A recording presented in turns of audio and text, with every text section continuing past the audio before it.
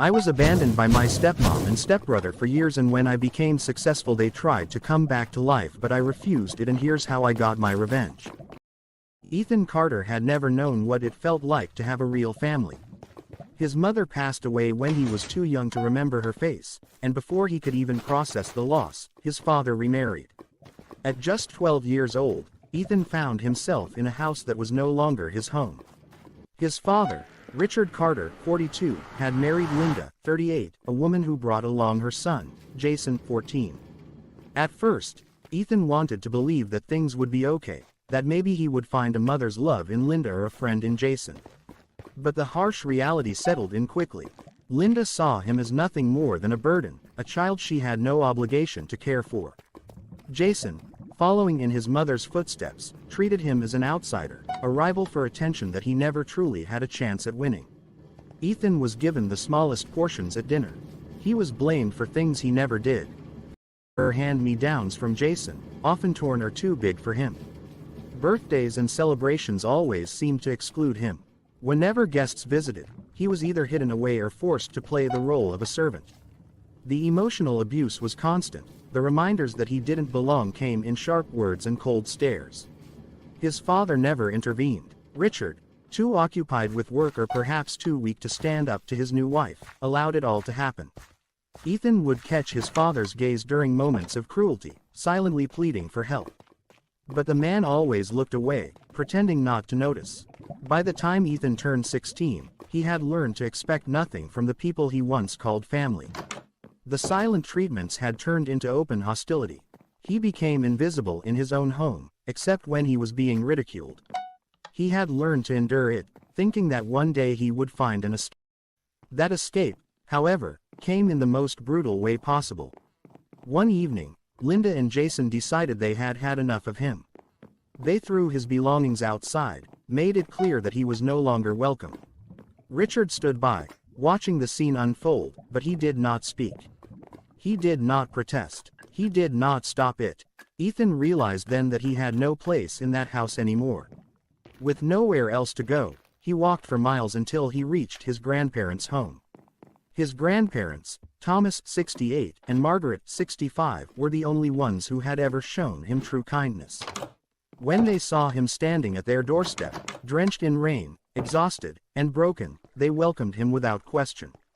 For the first time in years, Ethan felt warmth, not just from a roof over his head, but from people who truly cared. His grandparents gave him a place to stay, food to eat, and most importantly, encouragement. They reminded him that he was not worthless, that he could become something greater than the pain he had endured. And so, Ethan made a promise to himself that night. He would never be weak again. Determined to build a future for himself, Ethan dedicated himself to his studies. His pain fueled his ambition, his anger turned into determination. He worked harder than ever, spending hours studying, applying for scholarships, and taking up part-time jobs to support himself. By the time he turned 18, his efforts paid off. He earned a full scholarship to one of the best universities in the country. He studied business, learning everything he could about finance, leadership, and entrepreneurship. While other students partied and relaxed, he worked tirelessly. He knew he had no one to rely on but himself. At 20, he launched his own company, starting from nothing. He poured all his knowledge and hard work into it, growing it from a small startup into a multi-million-dollar empire. He expanded, invested, and made a name for himself in the business world. By the time he was 25, he had achieved more than anyone had ever expected from him. He was no longer the forgotten boy who had been thrown out. He was Ethan Carter, a self-made multimillionaire. And then, just as he had expected, they came back. News of his success had spread, and soon, his past came knocking on his door. Linda and Jason, the very people who had discarded him, were now standing outside his office, seeking a way back into his life. They had lost everything. Richard's business had failed, their wealth had vanished, and now they were struggling. Suddenly, the son they had abandoned wasn't so anymore. Ethan listened as they spoke, their voices filled with fake warmth, pretending they had always cared for him. They spoke of family, of forgiveness, of how the past should be left behind. Jason, once the one who tormented him, now begged for a job. Linda, who had treated him as nothing more than a nuisance, now called him her son. But Ethan felt nothing. No anger, no sadness, just indifference. He could see the desperation in their eyes, the realization that they had burned the only bridge they had left. And he let them understand, without raising his voice or showing emotion, that there was no place for them in his life anymore. He did not seek revenge through cruelty or outbursts.